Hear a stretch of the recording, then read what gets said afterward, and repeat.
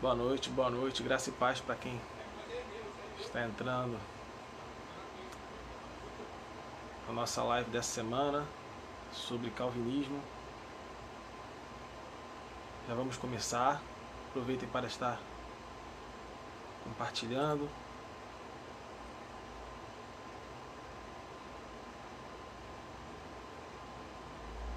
Convide seus amigos, seus familiares para estar conosco.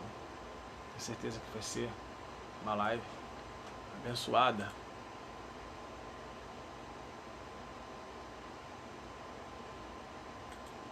Daqui a pouco o nosso convidado está chegando.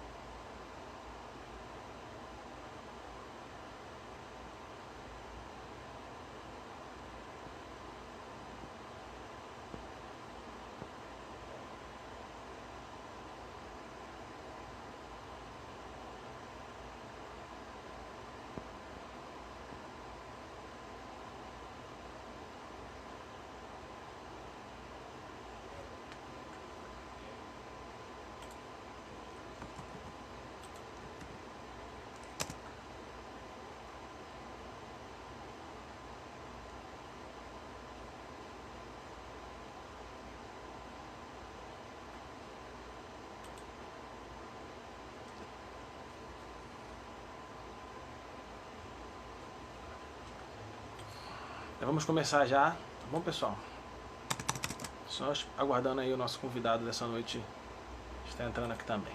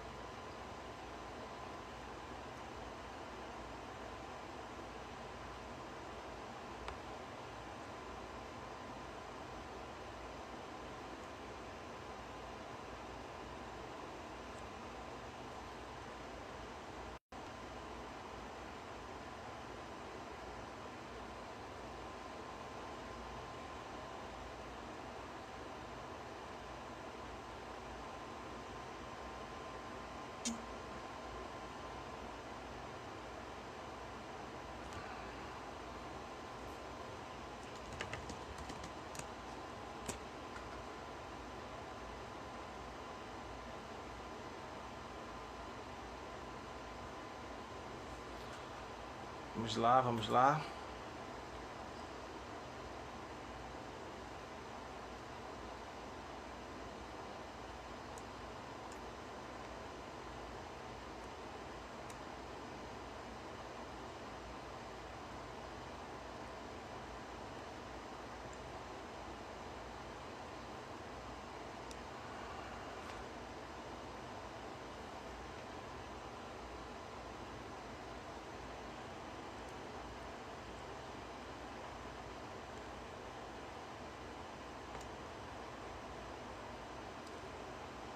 Não tô conseguindo fazer o convite daqui.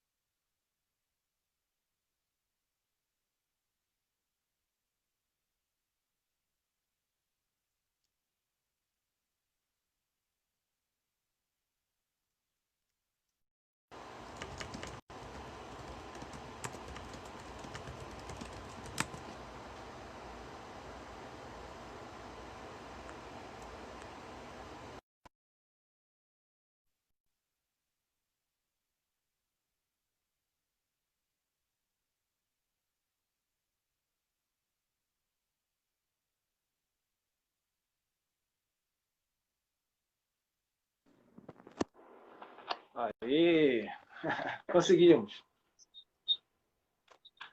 Graças a Deus. Deixa eu botar o fone aqui, que eu acho que vai ficar melhor a qualidade. Aqui tá como se fosse escuro aqui. Peraí, deixa eu...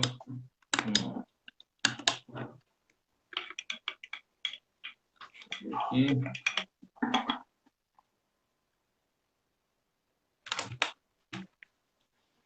Não entendi porque a parte de baixo parece estar um pouco escuro, ou é impressão minha? Oi, desculpa, não entendi. Essa parte de baixo aqui do meu vídeo parece estar um pouco escura, ou é só impressão minha? Eu acho que é só uma impressão sua, que tá bom. Pra mim, pelo menos tá bom. Ah, então tá ótimo, então. Bom, então vamos iniciar. Para quem está presente aí e não chegou a ver ainda nenhuma live da nossa igreja, né? A gente tem uma live semanal, tá? Comumente é segundas-feiras, né? 9 horas da noite, né? Mas essa semana a gente fez excepcionalmente, né? Na terça-feira às 8 horas, para estar se adaptando ao horário do nosso convidado dessa noite, né? A nossa live ela costuma durar em volta aí de 1 hora, né? Aí a gente pode passar um pouco mais, né? Hoje a gente fez exatamente isso no Facebook, porque no Instagram é 1 hora, né? E no Facebook a gente pode passar um pouquinho, então não tem problema, né? E a ideia, né, da live de hoje é um debate indireto, né? Algumas pessoas não entenderam muito bem o que é debate indireto, né? Achou que eu ia debater com o Tourinho, não.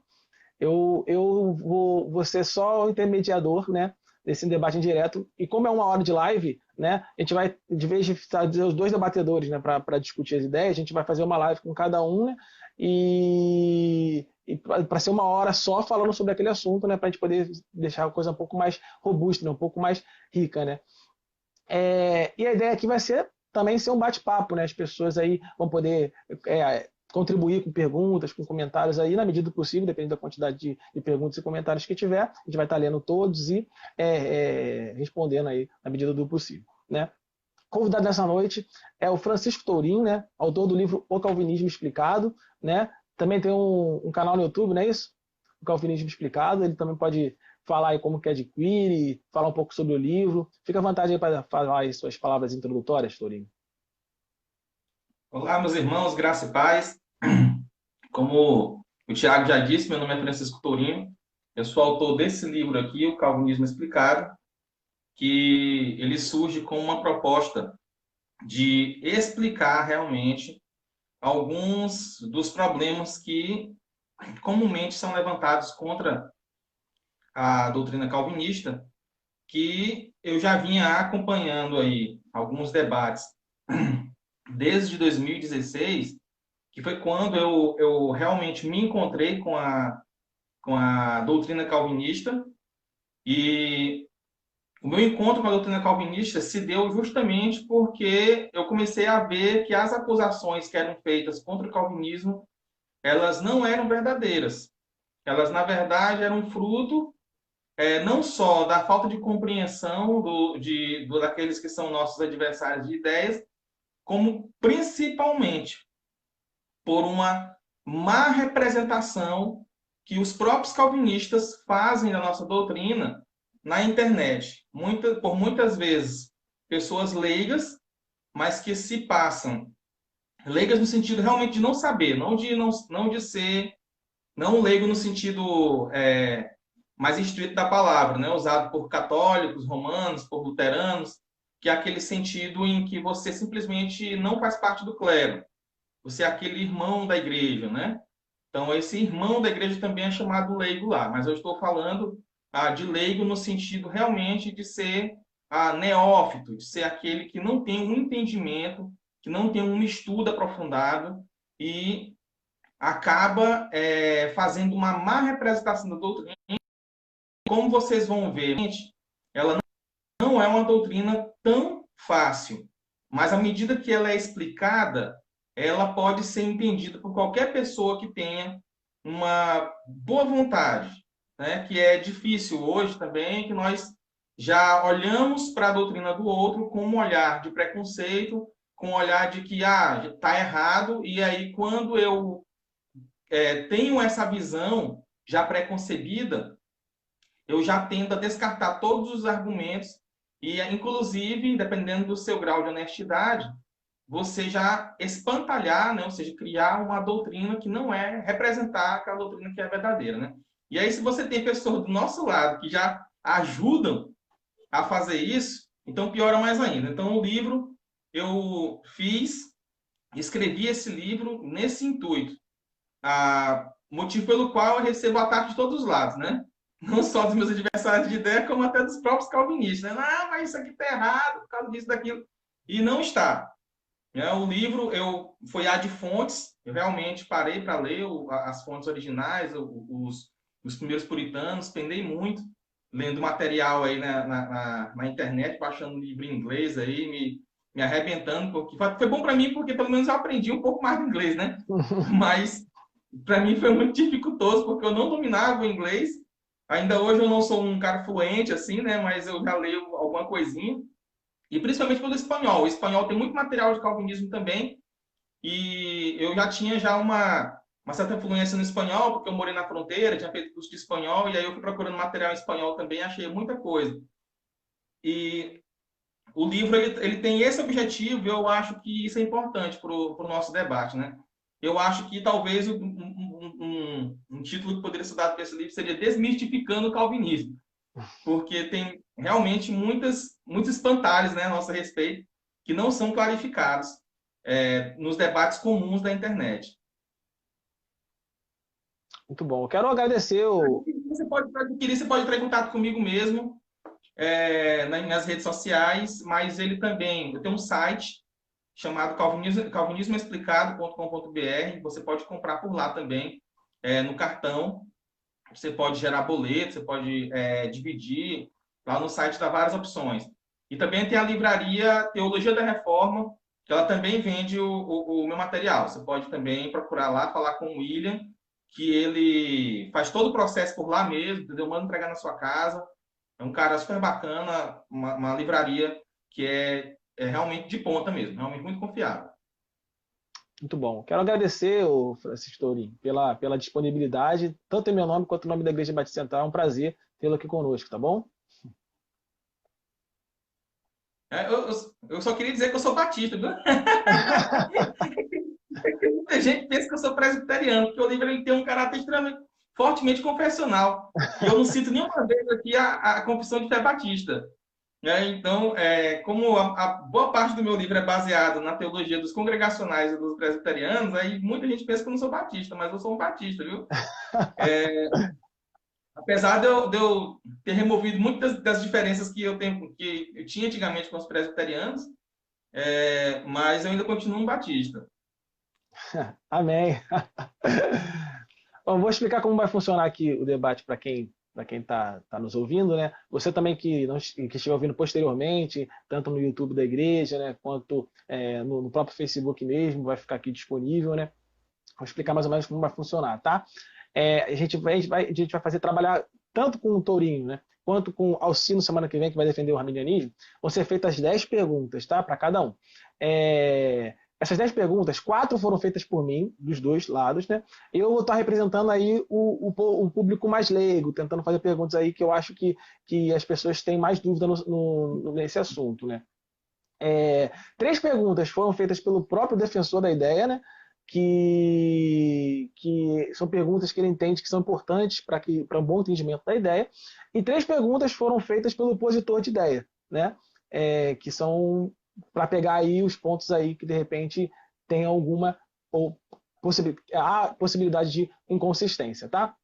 Então, é assim que vai ser feito. Vão ser 10 perguntas nesse formato para os dois defensores de cada ideia, tá bom?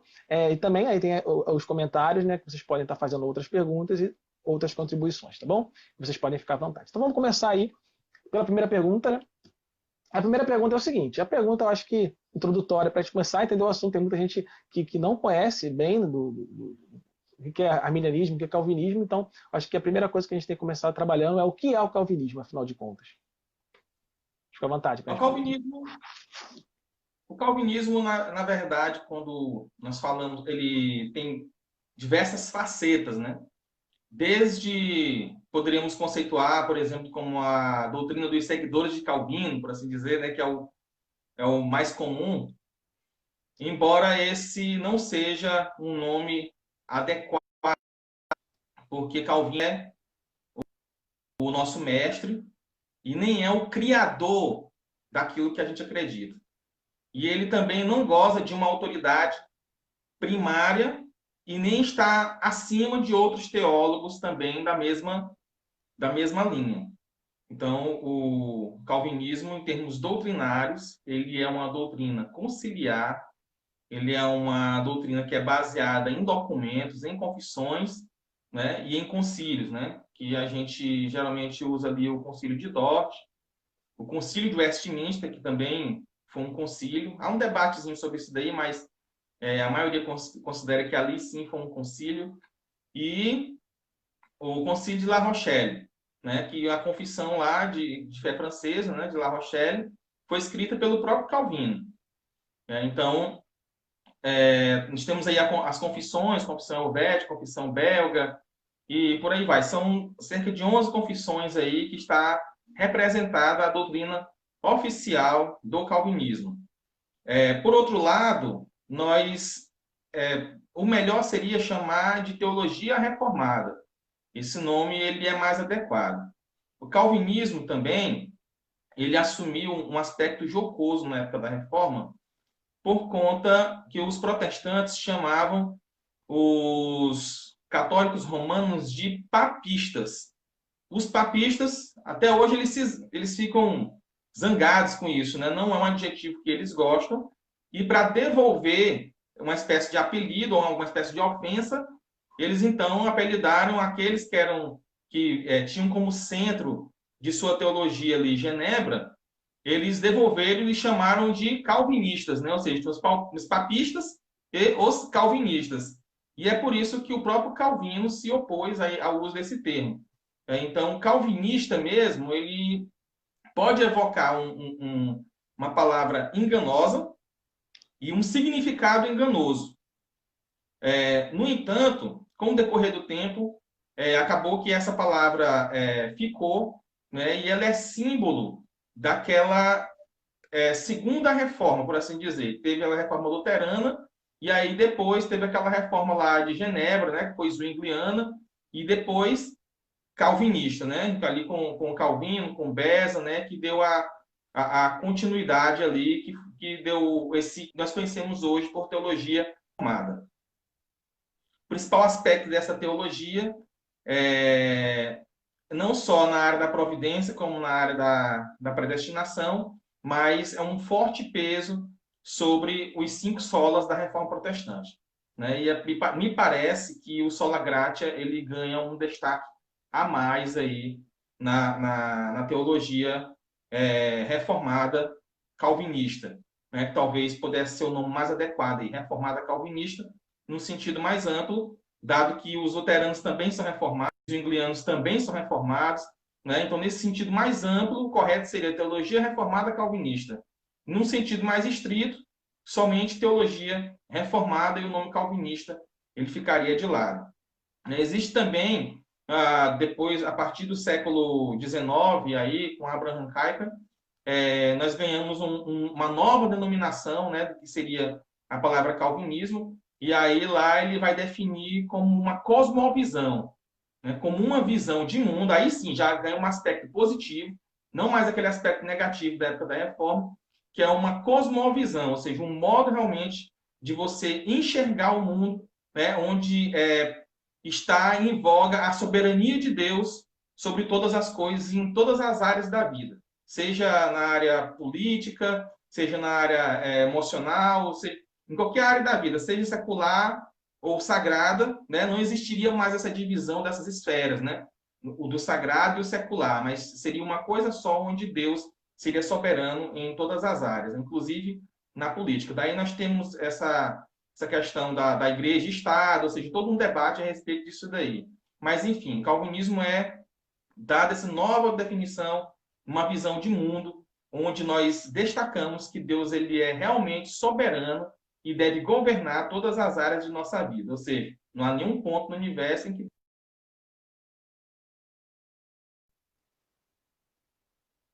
Eita, sabeu caiu.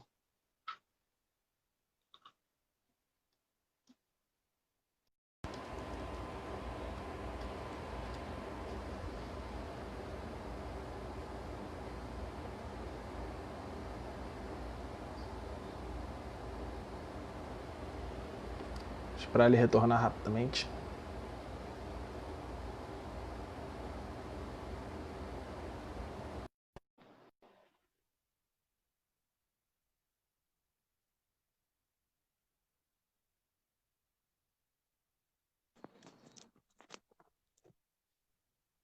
Voltou.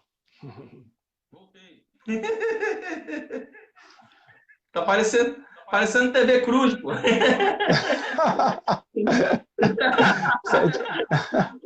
Isso é antigo, hein? Você chegou a sentir que era menino, tinha TV Cruz, aí tava falando aqui, aí entrava um negócio no meio, aí começava o desenho. Intervalo comercial. Não sei se eu sou adulto. Aqui, ó, compra para PDEC do Calvinismo explicado. Show. Você parou no a nenhum ponto do universo. Ele vai concluir ou já concluiu a Aquela ideia? famosa frase do Kuyper, né? Não há nenhum ponto no universo em que Deus não possa dizer, isso aqui é meu. Então, governar realmente os pontos do universo. Então, calvinismo eu acho que seria muito bem definido por esse ponto. É claro que existem livros. Tá tendo uma espécie de eco aí. É o meu ou no teu, será? Deve ser no meu, calma aí. Se melhorou? Fala aí, vê se melhorou. Pois então, assim, tem livros. Melhorou agora. Existem livros camalhar só para explicar o que é calvinismo. Então, para fazer um resumo bem sucinto, seria isso daí, calvinismo. Não tem a ver necessariamente com doutrina da predestinação, inclusive, se você pegar o livro do pastor assembleano famosíssimo, arminiano, acho que é Silveira alguma coisa, que eu esqueci o nome dele, em que ele diz que o próprio Armínio, vendo por esse aspecto, ele era um calvinista. Né? Então, você vai ter um aspecto eclesiológico, você vai ter aspectos aí que são mais amplos, né? Do que... É por isso que hoje, por exemplo, muitos se opõem ao termo, por exemplo, pentecostal reformado, porque normalmente os calvinistas são cessacionistas, né? E aí por aí vai. Então você vai aplicando o termo calvinismo a uma infinidade de aspectos da vida humana, que vai chegar a um ponto em que você vai dizer sou calvinista nisso e não sou calvinista naquilo. Você entende? Dado o modo como é eclético hoje, dada essa interação que nós temos hoje com diversas tradições cristãs, ficou tão eclético que fica difícil realmente você dizer hoje assim que é calvinista em tudo. Né? Mas calvinismo é basicamente isso daí que eu falei. Então, cosmovisão de um tempo para cá e também visto nesse aspecto lá no termo jocoso, lá na época da Reforma, né? Daqueles que fizeram parte da Segunda Reforma. Muito bom. Eu poderia falar que eu acho que é bem relevante para a discussão, a questão dos 5 pontos do calvinismo. Esses 5 pontos, alguns dizem que ele surgiu em Dort, né? E ele surge realmente numa forma seminal em Dort, né? Mas eles foram ganhando força do século XIX para cá também, né? A famosa tulip, ela ganha força do século XIX para cá. Até então, nós tínhamos realmente, né, de forma seminal, todos esses pontos, assim como se você pegar, por exemplo, os 5 solas da Reforma, eles foram ganhando esse nome, assim, sistematizado, de um tempo desse para cá, né? Dentro da doutrina, dentro do corpo de doutrinas, que você ia lendo e você ia vendo que os reformadores acreditavam exatamente naquilo. Mas não tinha, assim, como hoje nós temos, né, por assim dizer, um banner, né, escrito assim, 5 solas da Reforma. Né? Não tinha esse banner, assim como na época dos reformadores, da Segunda Reforma, dos primeiros calvinistas, não tinha esse banner dos 5 pontos do calvinismo. Mas nós já tínhamos, já de forma seminal e de forma até clara, né, todos esses pontos na doutrina deles. No entanto, alguns pontos não, mas principalmente o ponto. Os outros foram questionados tão poucos que chega a ser irrelevante esse questionamento, dentro da própria tradição reformada. Mas a questão da expiação limitada e ilimitada, ela chegou a ser bastante questionada dentro do próprio calvinismo. Né? Daí nós temos o Moisés Amirô e depois os amirodianos, né? São aqueles que chamados calvinistas de 4 pontos.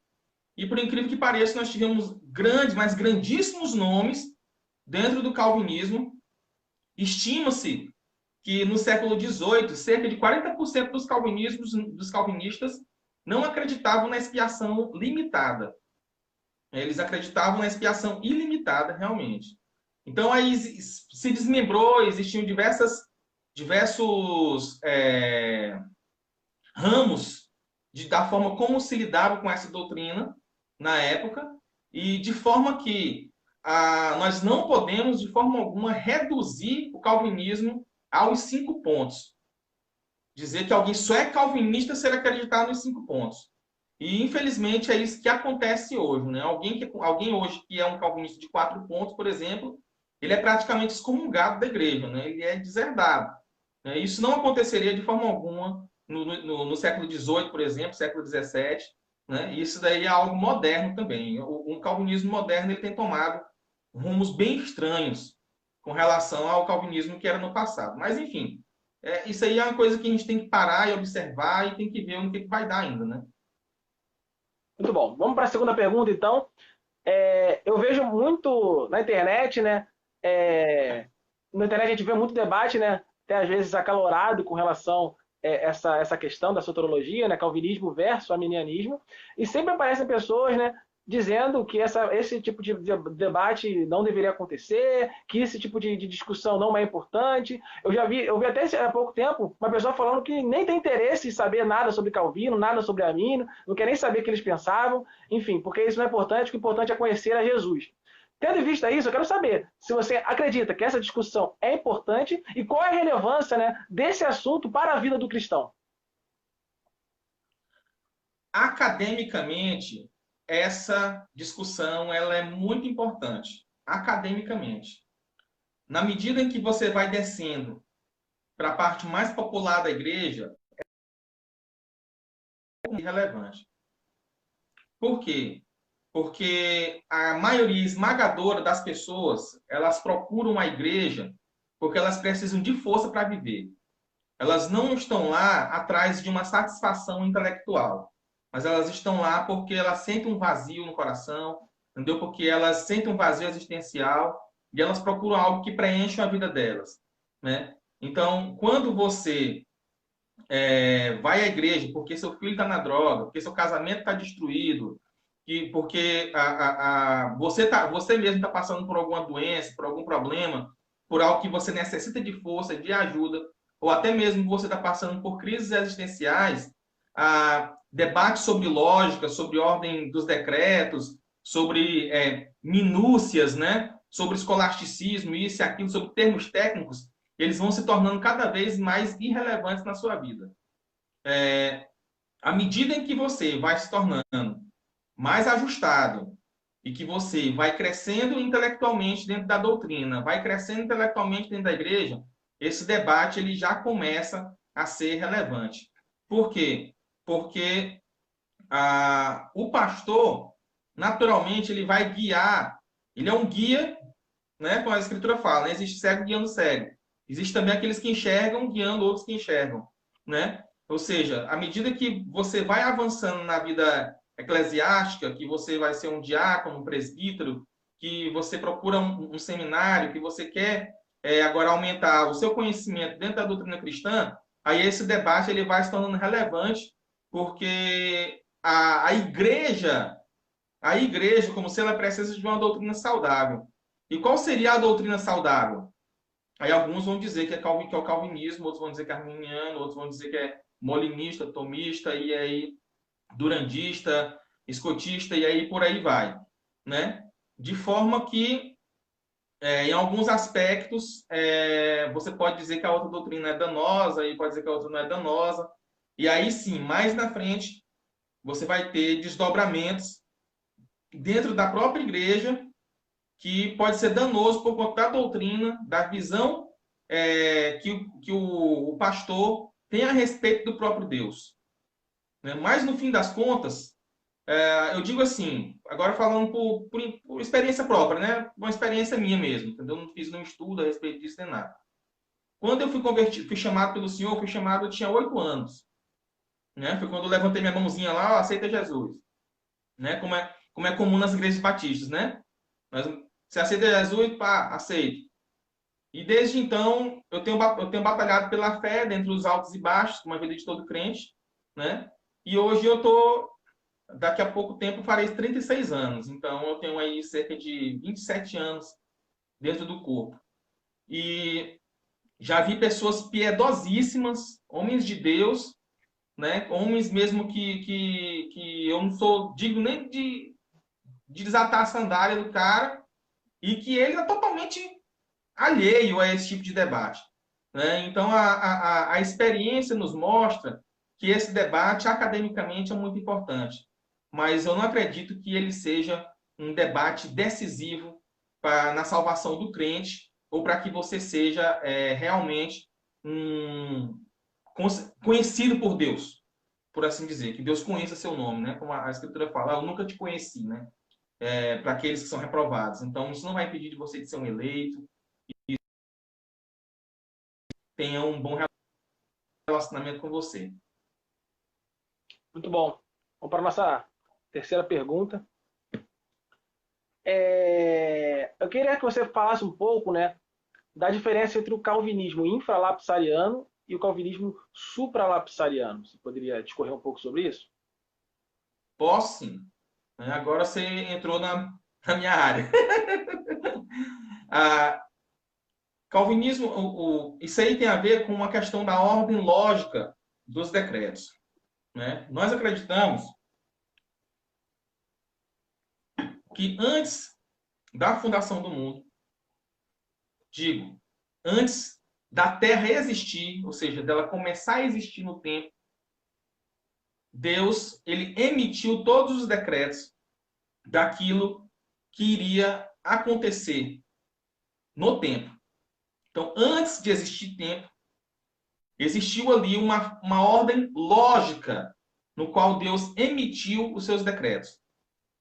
Deus emite os seus decretos todos de uma vez. Não existe sucessão de tempo para Deus. É um momento só. Deus emite todos os seus decretos. No entanto, esses decretos eles obedecem uma ordem lógica, não uma ordem cronológica. Posso citar como exemplo os números. Os números eles existem ao mesmo tempo. No dia que foi dito assim, ó, o 1 existe, naquele mesmo momento 1 mais 1 é 2, entendeu? 10 mais 1 é 11, 1 mais 1 mais 1 mais 1 mais 1 mais 1, 10 vezes dá 10, né? Ou seja, 1 trilhão. Todos os números negativos, então, todos os números eles passaram a existir de uma vez só. Mas você não pode dizer que o 3 vem antes do 1, nem pode dizer que o 2 vem após o 3, né, ou após o 10. Ou seja, eles obedecem uma ordem lógica. Há uma ordem lógica, mesmo naquilo que sucede em um mesmo momento. Então, nós dizemos que Deus emitiu decretos de acordo com a ordem lógica. E aí está o debate. Nessa ordem lógica, quando Deus foi eleger e reprovar os seres humanos, ele já tinha em vista seres humanos caídos ou ele não tinha em vista seres humanos caídos? Ou seja, lá antes da fundação do mundo, Deus primeiro decretou a queda para depois decretar, eleger e reprovar, ou ele primeiro elegeu e reprovou para depois decretar a queda? Então, supralapsariano é a mesma coisa, e eu até prefiro esse segundo termo, que é o termo que eu vou incluir no livro, que é antilapsariano, ou seja, antes do lapso, antes da queda. Lapso é queda. Anti seria anterior à queda. A mesma forma seria supralapsariano, né? Seria acima da queda, né? Acima, eu não entendo quem foi que inventou isso daí, porque que é acima.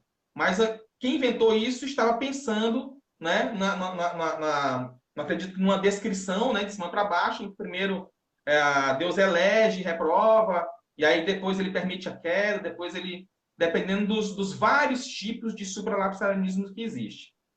Todos os tipos de supralapsarianismos, eles têm como característica comum a eleição e reprovação anterior à queda. Já o infralapsarianismo, ou post-lapsarianos, eles acreditam que Deus primeiro permitiu a queda, ou decretou permitir, que isso significa que Deus decidiu não impedir a queda. Então nós dizemos que Deus decretou permitir, não há contradição alguma nisso, porque na medida que Deus decide algo, por exemplo, decide não impedir, aquilo é um decreto, porque se ele próprio diz que vai acontecer, ninguém mais pode desdizer o que Deus diz. Então, uma permissão de Deus também é um decreto. É por isso que muitas vezes nós temos problemas aí com os arminianos, porque eles colocam uma palavra contra a outra. Eles colocam a permissão contra o decreto, como se a permissão divina não fosse algo que tornasse o evento certo. Ou seja, Deus permite, mas mesmo assim pode não acontecer. Né? Mas nós acreditamos que Deus permite, e quando Deus permite, aquilo infalivelmente vai acontecer pela permissão divina. Então, a permissão também é um decreto. Então, os post-lapsarianos, os infralapsarianos, vão acreditar que a eleição e reprovação ela é um decreto emitido após a permissão da queda, de modo que está caído, a humanidade inteira está indo para o inferno, e a eleição é um mecanismo de Deus para evitar essa tragédia, da humanidade inteira ir para o inferno. Dado que todos já estão caídos, e todos por si só não podem mais se salvar, mesmo que Deus fizesse um convite a todos, e há essa ala calvinista que defende que Deus emitiu uma graça suficiente sobre todos os homens, e esses homens, eles negam porque seu coração é duro, porque por si só eles não podem alcançar a Deus. Então, Deus emite um decreto de eleição para impedir que essa tragédia aconteça, ou seja, que toda a humanidade vá para o inferno. Os reprovados não são aqueles que Deus condena sem culpa, mas aqueles que Deus permite continuar no seu próprio caminho, visto que eles já estavam caídos por conta da queda e condenados. Deus não é uma causa eficiente da sua perdição. A causa eficiente da perdição do reprovado seria a queda. Deus apenas decide, então, deixar esses homens seguir agora o seu próprio caminho, enquanto no eleito, Deus vai emitir uma graça eficaz que vai mudar o coração desse homem para que esse homem possa se voltar para Deus. Então, no infralapsarianismo, e essa posição, ela é a posição predominante em todas as confissões e nos concílios também. Essa é a posição predominante. Então, não faz nenhum sentido a acusação de que Deus, por exemplo, condena pessoas ao inferno sem culpa. Isso nem no supralapsarianismo faz, né? Mas muito menos na posição predominante, na posição que é dita como oficial, que está nos documentos. Né? Os documentos, eles não condenam positivamente o supralapsarianismo, mas eles afirmam o infralapsarianismo. Né? Então, dado que que é afirmado, né, é salutar e é mais coerente para responder aos nossos adversários quando nós defendemos essa posição. Não torna Deus injusto, porque Deus no inferno, ele apenas tira muitos que já estavam lá. Entendi, muito bom. Vou ler alguns comentários aqui, antes de a gente passar para a próxima pergunta. A Luíse falando aí a respeito daquela segunda questão sobre a importância do calvinismo, né, na igreja, né, que você falou que quanto mais vai descendo aí na hierarquia, vamos dizer assim, né, mais relevante acaba se tornando, né, que você falou, né, sobre as pessoas estão buscando uma força para viver, né, geralmente inicialmente na caminhada, pessoalmente. Então ele fala assim, que ela fala bem falado, as pessoas estão realmente buscando apenas uma força para viver. Leonardo Moura fala assim, Tourinho provavelmente é o maior especialista da área, embora ainda não tão conhecido.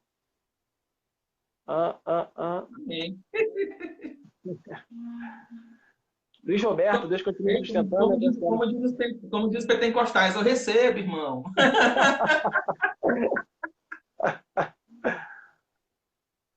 Amém. Então, esses são os comentários até agora. Vamos para a quarta questão.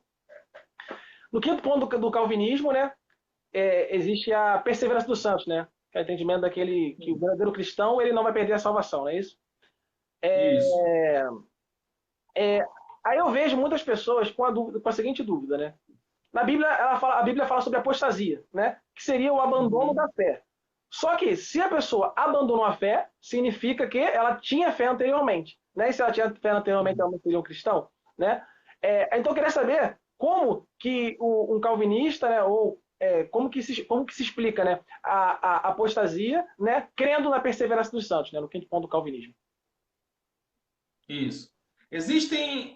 Foram dadas várias respostas para essa pergunta, né, que é uma pergunta que já surge já desde os tempos de Calvino. Uma delas é que essa fé que nós vemos nas pessoas que se perdem, né, ela é uma fé aparente. E que esse ponto de vista ele é um ponto de vista antropológico. Então, por exemplo, quando nós dizemos que o braço do Senhor está conosco, né? Deus se arrependeu, Deus tem ciúmes, né? Obviamente, isso tudo é um ponto de vista humano, né? Na Bíblia está escrito ali um ponto de vista que ele é humano, né? Então, existem na Escritura formas de se expressar que são formas meramente do ponto de vista do observador. Então, para mim, se eu vejo um irmão, que o irmão ele está batalhando diligentemente, ombro a ombro comigo, nós vemos isso aí em muitos casos, né?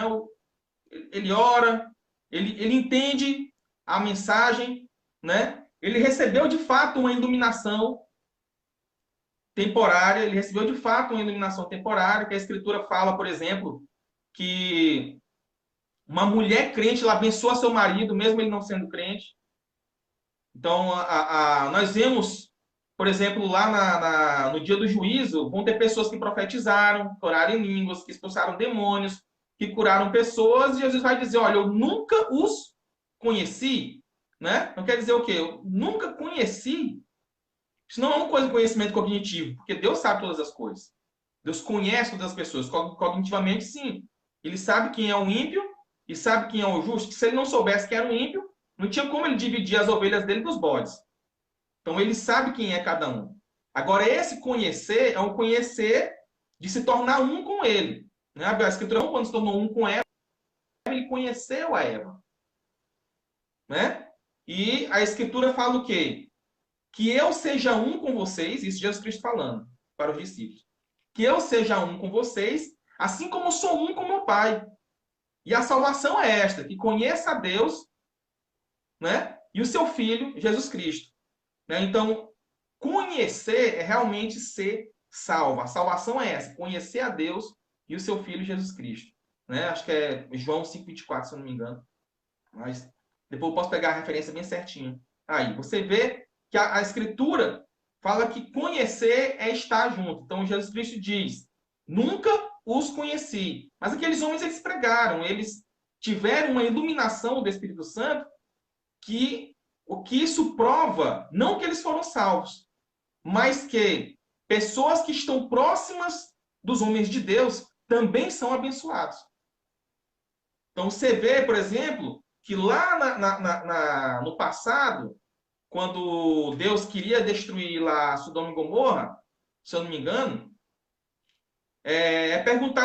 se pergunta para Deus, né? Mas se tiver 10 justos lá, né? Se tiver tantos justos, ou seja, por causa de uma quantidade mínima de justos, Deus não destruiria uma cidade inteira.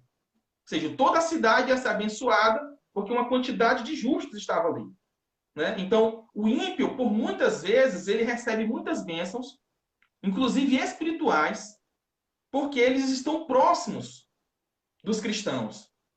Então, dado que essas pessoas recebem bênçãos espirituais por estarem próximos dos cristãos, por muitas vezes eles se confundem com cristãos. Então, para quem está vendo, veja só, para quem está vendo, eu posso olhar para alguém e dizer, olha, esse homem é salvo. Por quê? Porque eu sei que se ele se manter até o fim daquele jeito, ele vai ser salvo. Ou ele está salvo se manter o tempo todo daquela forma. Quando é que eu sei que ele não era salvo? Quando ele se perde. Só que agora, na minha concepção anterior, ele era um homem salvo. Porque ele estava fazendo a vontade de Deus. Então, é apropriado, dada a minha visão, eu dizer, esse homem perdeu a salvação. Esse homem apostatou. Então, existe uma apostasia real e uma perda de salvação real, dado esse ponto de vista humano. Porque Deus já conhece o fim desde o começo. Então, dado que o fim daquele homem, que era se perder, já era presente para Deus desde o começo, não faz sentido esse homem ser salvo e não salvo para Deus. Mas para mim, e se eu sou um homem que estou escrevendo, eu posso muito bem dizer, olha, aquele homem ali aposta toda a fé. Por quê? Porque ele realmente estava na fé. Ele realmente fazia a vontade de Deus. Ele guardava a fé. Né? E a própria Escritura fala, né, que guardai diligentemente a fé, que uma vez foi dada aos santos. O que é a fé? É a doutrina. Né? Foi dada a doutrina para aquele homem seguia a doutrina, ele seguia a fé. E aí, uma hora, ele deixou de seguir a fé. Então, você pode dizer, olha, ele apostatou da fé. Porque antes ele estava seguindo a fé, agora ele não segue mais a fé. Isso daí é uma coisa que não é absurda, contraditória, né? E muito menos ensina que o homem perde uma salvação do ponto de vista transcendental. Ou seja, que Deus realmente salvou aquele homem e depois retirou dele a salvação. Do ponto de vista transcendental, não. Mas do ponto de vista predicamental, ou seja, dos predicamentos, do ponto de vista criatural, ou seja, da criatura, daquele que escreveu, ele pode sim dizer, assim como eu posso dizer, que fulano A ou B estava na fé e agora aposta toda a fé, porque ele não segue mais a doutrina. Muito bom mesmo. Paulo Henrique falou, o Calvinismo Explicado é um dos melhores livros sobre o assunto. Obrigado pela contribuição, Paulo Henrique. Amém. Vamos para nossa quinta questão. Agora a gente vai começar a aprofundar um pouco mais, né? Vamos falar agora sobre a questão da predestinação e como isso se concilia, né? Como que isso funciona, né? Com relação ao livre-arbítrio também, né? Então, pergunta é, a predestinação anula o livre-arbítrio? Em que sentido o calvinismo rejeita o livre-arbítrio? O livre-arbítrio, usando aqui as palavras de John Owen, o calvinista, primeiro eu vou dizer no que nós cremos. Nós cremos que toda decisão do homem, ela é de livre vontade. Ela não é coagida externamente. Não há uma força que faça com que ele queira algo sem ele querer. É até contraditório isso. Como se um homem quisesse fazer o bem e aí alguém colocasse uma arma na cabeça dele e forçasse ele a fazer o mal. Isso daí sim seria uma retirada do livre-arbítrio, porque ele faria algo contra a sua vontade. Isso acontece cotidianamente. Muitas vezes nós queremos fazer uma coisa, nós não podemos fazer por uma infinidade de limitações ou até mesmo debaixo de ameaça, né? Acontece, por exemplo, no seu trabalho, às vezes o seu chefe fala, se você não fizer dessa forma aqui que eu quero que você faça, você vai demitido. E aí você acaba fazendo de um jeito que você não quer fazer, mas você faz porque você prefere manter o sustento da sua família, né? Então, você pode, de uma certa forma, dizer que a sua livre vontade ali foi, de uma certa forma, interrompida, né? Mas nós não cremos nisso. A relação de Deus para com o homem, ela é uma relação realmente de liberdade. Então, nós cremos que tudo que o homem faz, ela é de livre vontade, ela é ausente de coação externa, e que, por isso, o homem é responsável por tudo aquilo que faz, porque ele não foi coagido, a não ser pela sua própria natureza. Então, a coação que existe, ela é uma coação interna, nesse sentido.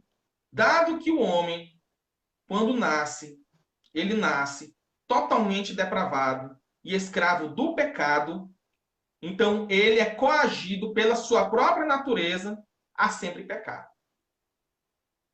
Então ele escolhe livremente pecar, dada a sua natureza. Por quê? Porque ele é mau.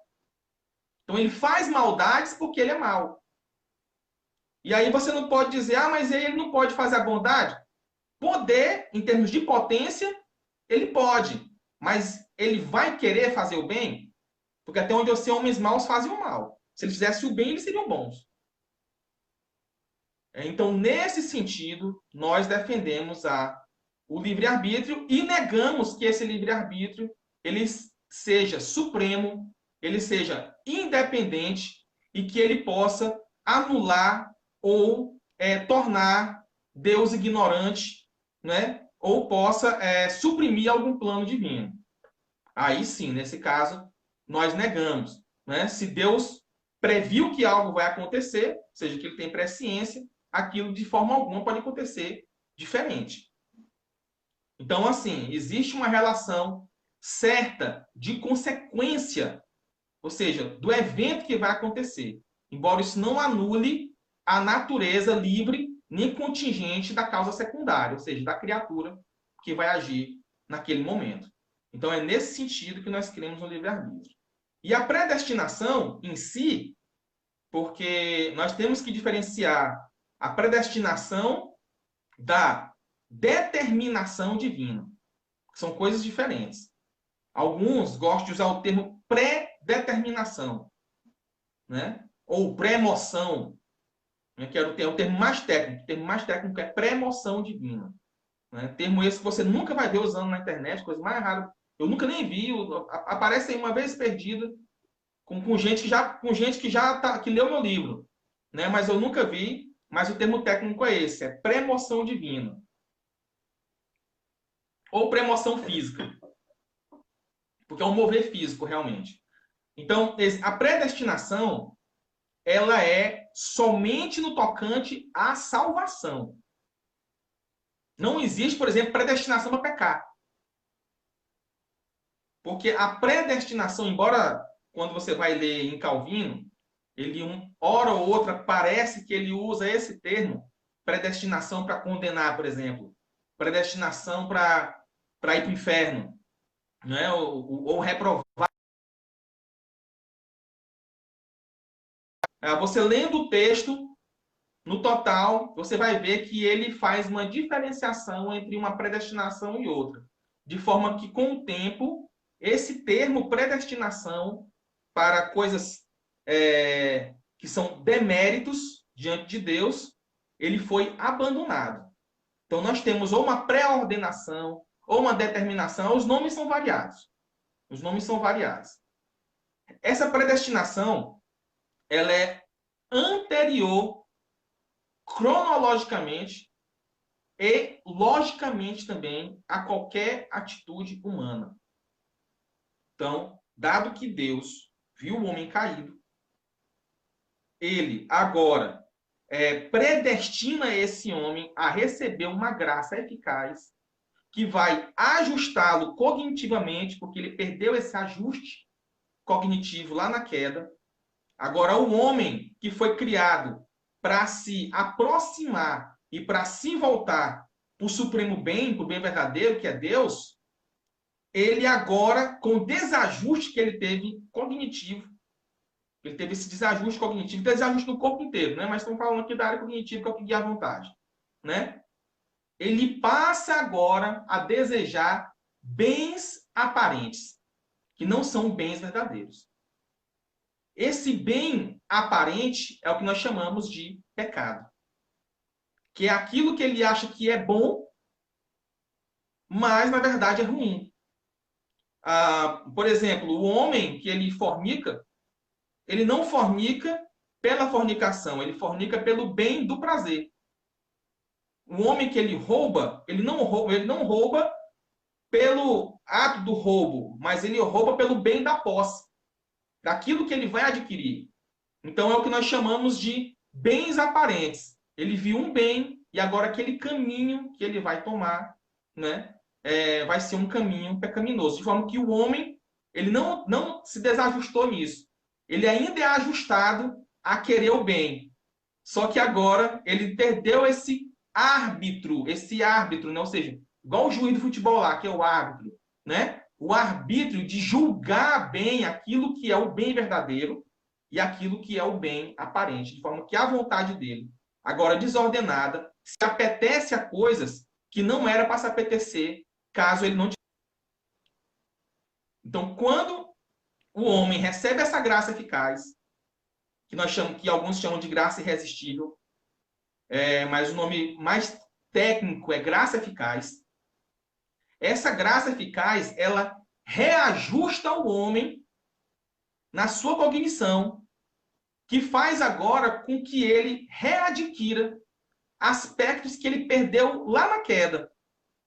E aí agora, com a mente dele funcionando bem, ela vai começar a julgar e a desejar bens verdadeiros. E é por isso que, infalivelmente, ele vai se voltar para Deus. Por vontade própria, porque agora ele tem uma mente ajustada. Não é que forçou o homem, igual a gente vê nos memes de internet, né? cara lá, o calvinista, o cara lá arrombando a porta lá, pá, arrombando a porta do coração, e tal, né? Não, forçou mesmo, entrou foi com tudo. Não, não existe isso no calvinismo. Existe sim Deus reajustando as capacidades cognitivas desse homem e agora o seu juízo vai ordenar a sua vontade, que agora vai se apetecer para coisas boas, verdadeiras, e ele não vai ter mais a vontade de pecar. Ele agora, mesmo quando ele peca, ele vai se sentir mal. Vai ter um negócio errado. Isso aqui não é meu lugar. Ele vai começar a se sentir estranho. Não, peraí, isso aqui não é meu lugar, eu não sou daqui. Né? Vai começar a ter vazio existencial e ele vai, pouco a pouco, se afastando daquilo que contaminou ele. Ele vai, pouco a pouco, voltando àquele estado original lá de Adão, né? Que era junto com Deus. Né? Eu costumo dizer o seguinte, é como se tivesse Deus aqui e o homem aqui, e Deus fosse um imã e o homem um ferro. Então você coloca os dois aqui, eles vão naturalmente vão se juntar. Mas na medida que você coloca um obstáculo aqui na frente, eles vão estar separados o tempo todo. Estão separados o tempo todo. Esse obstáculo aqui é o pecado. São os desajustes. Na medida que Deus ele remove isso aqui, ó, o homem naturalmente vai se juntar. Naturalmente, veja bem, não forçadamente. Naturalmente ele vai se voltar para Deus novamente. Então, se a predestinação anula o livre-arbítrio, de forma alguma. Pelo contrário, a predestinação ela afirma o livre-arbítrio, porque ela liberta agora o arbítrio humano, que vai ter agora o poder de julgar aquilo que é um bem verdadeiro. E vai se aproximar dele, porque a vontade dele agora está ordenada para o bem pelo qual ele foi realmente criado. Como foi criado para adorar a Deus. Então, na medida que ele recebe a graça de Deus, que ele se ordena novamente, ele vai fazer exatamente aquilo pelo qual ele foi criado, que é se voltar para Deus. Muito bom. Alessandro Santana disse: Calvinismo explicado realmente mostrou o que é o calvinismo, como ele é, até para muitos que se achavam calvinistas. Sexta questão. Vamos lá. O calvinismo defende que Deus cria pessoas inocentes para ir para o inferno, né? Tem a questão dos réprobos, não é isso? Também? Que seria, no caso, seria isso? Esses réprobos serão pessoas que Deus condenou para o inferno, né? Pessoas inocentes para o inferno, pode falar sobre isso? Posso. Nem no supralapsarianismo, nem no infralapsarianismo, existe essa noção de que Deus cria pessoas para ir para o inferno. E nenhuma das duas. Embora o infralapsariano ele responda melhor essa questão. Então, primeiro, eu vou falar do posicionamento supralapsariano, que não é meu posicionamento, mas como eles respondem a essa objeção. E se você não achar a posição supralapsariana satisfatória, não tem problema, que eu também não acho. Mas, enfim, o importante é que eles não defendem que o Deus criou aquela pessoa inocente para o inferno. Né? Como eles explicam isso, aí já é outros 500, né? Mas, enfim, para o supralapsariano, existe uma reprovação negativa e existe uma reprovação positiva. Você não, eu te garanto, pelo menos até onde eu conheço, mas eu tenho praticamente 99,9% de certeza que você não vai encontrar em nenhum site na internet, nem na Monergismo, nem na João Calvino, em lugar nenhum, essas definições. E é por isso que vamos cair sempre em erro e vamos ver os próprios calvinistas ensinando que Deus sim criou pessoas para ir para o inferno. E isso está totalmente equivocado. Pode sim ter um calvinista ou outro, um perturbado da cabeça aí, entendeu? Que tenha distorcido a doutrina e tenha ensinado isso daí. Realmente, assim como tem deles aí que diz que Deus é o autor do mal, e por aí vai. Mas besteira. Quem nunca falou uma besteira que atira a primeira pedra. Né? Então tem gente falando besteira e gente incentivando outros a falar besteira e eles não acreditam ser verdade. No final do ano, se Deus permitir, com a graça de Deus, vai sair uma tradução que eu estou fazendo do livro do Beza, onde eu vou estar... vai ser a tradução mais os comentários, que os comentários vão ser feitos por mim, onde eu vou estar explicando a posição supralapsariana de Beza, onde eu vou estar apresentando esses... Certo? Então, existe aí uma diferença entre a reprovação e a condenação. A reprovação, tendo por muitos como reprovação negativa, e a condenação como uma reprovação positiva. A reprovação, isso no posicionamento supralapsariano, ela pode existir sem a previsão dos deméritos, ou seja, sem Deus levar em conta o pecado de forma alguma. A condenação, olha só, a condenação. Qual é a pergunta? Se Deus cria pessoas inocentes para serem condenadas, não é? A condenação nunca se dá sobre o inocente. A condenação, que é chamada também de reprovação positiva, ela sempre vai se dar sobre pessoas que pecaram. Nunca sobre pessoas que não pecaram. A reprovação negativa, ela é uma reprovação que não é Deus dizendo que aquele cara vai para o inferno. Mas ele é simplesmente um não eleito. Ele é um não eleito. Deus elegeu, e aquele outro ali, ele é um não eleito, mas ele não é um condenado. Ele não é um não eleito, ele não é um condenado. A base disso daí, que é uma base que eu acho forte, inclusive eu dou até o braço a torcer para isso daí, né? É o argumento da eleição angélica, né? Em que os anjos que foram eleitos, eles nunca caíram. Então, Deus não elegeu anjos pensando na queda. Simplesmente existiam os anjos eleitos e os não eleitos. Os não eleitos caíram. E os eleitos, eles nunca caíram, né? Ou seja, antes da queda, já existiam os eleitos e os não eleitos. Não eram os condenados, os não eleitos. Esses não eleitos, eles só são condenados na medida que eles, de livre vontade, eles pecam, eles caem, né? Na posição, como ser humano, Deus já tinha o seu povo eleito e os não eleitos. Na medida que a queda acontece, aqueles que eram eleitos, eles recebem uma graça eficaz e acontece esse mesmo processo aí, de livre vontade eles se voltam para Deus, enquanto os outros, por conta do pecado que foi adquirido na queda, que não de forçar o homem a cair, mas o homem também cai de livre vontade, né?